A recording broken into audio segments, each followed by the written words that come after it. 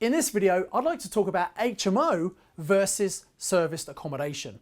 Now, they're both great strategies. They can both make a huge amount of cash flow, but they both have pros and cons. So this video is designed to help you understand which might be the best strategy for you. My name's Simon Zutshi. I'm the author of Property Magic, the Amazon #1 property bestseller. I'm the founder of the Property Investors Network, and I've been investing in property since 1995. Now, there are lots of great strategies out there, and right now, HMOs and serviced accommodation are incredibly popular because of the high cash flow they can generate for you. So let me first of all explain a little bit about each of the strategies, and then I'll tell you which I think my favorite is and the 3 reasons why it's my favorite. So first of all, an HMO, a house of multiple occupation. It's where you have one house and you rent out individual rooms to individual people.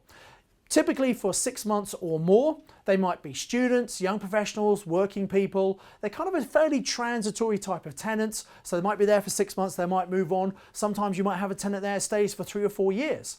The idea, they move in and they live in this shared house. They might have their own private facilities such as shower, hand basin, toilet, or they might share a bathroom, but they'll generally share a kitchen. They might also have a shared living room, and it's people who like to live with other people. Maybe they've been students, they're used to that kind of living, and if someone moves to a new city, they don't know anyone else, it's a great way to meet friends. And it's more cost effective living in an HMO than it is living on your own in a studio apartment, because in an HMO, generally all of the bills are included.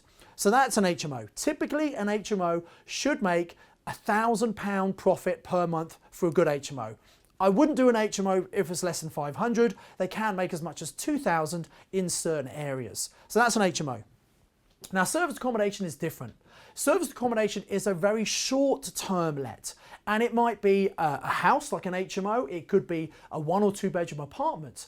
And the type of people who go there might be people who are going for a city break, or maybe someone's working on a project and they don't live in that town or city, so they go and they don't really want to stay in a hotel. They want a bit more space to spread out and they want their own apartment. Or sometimes it's more cost effective. You might have 2 couples who are going to a friend's wedding, or they're going for a stag weekend or a hen weekend, or just a bit of time away, a city break, and they don't really want to stay in a hotel. It's far more cost effective for both couples to stay in this one apartment.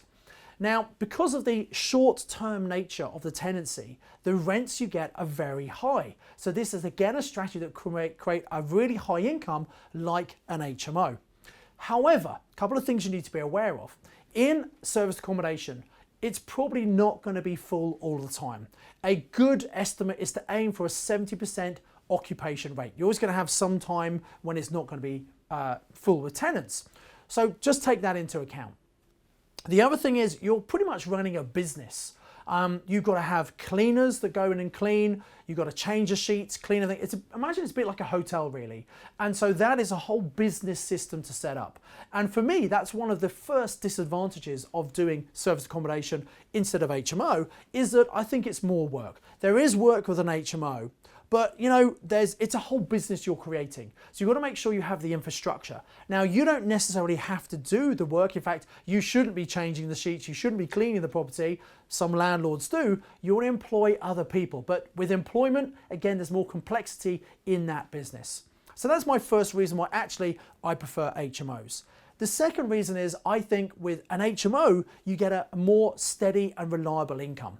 Once the property's full, you know your tenant's there for at least 6 months, probably longer. With serviced accommodation, you don't know if people are going to turn up. And there are various scams at the moment. People come and stay in your accommodation and then they claim that they didn't stay. They do a chargeback on their credit card. So there are some problems related to serviced accommodation at the moment. And I don't think the income is quite as steady and reliable as it can be with an HMO. And that leads me on to the third challenge I have really with serviced accommodation. You see, HMOs are a highly regulated market. There's lots of rules and things you need to do and legislation around HMOs. Whereas serviced accommodation, although the concept has been used for a very, very long time, it's far more popular these days. More investors are doing serviced accommodation, but there aren't really any regulations. And so because of that, I think there's a very high risk that at some time in the future, some regulations might come out that might mean that many people who are doing serviced accommodation can no longer do that because of changes in the legislation.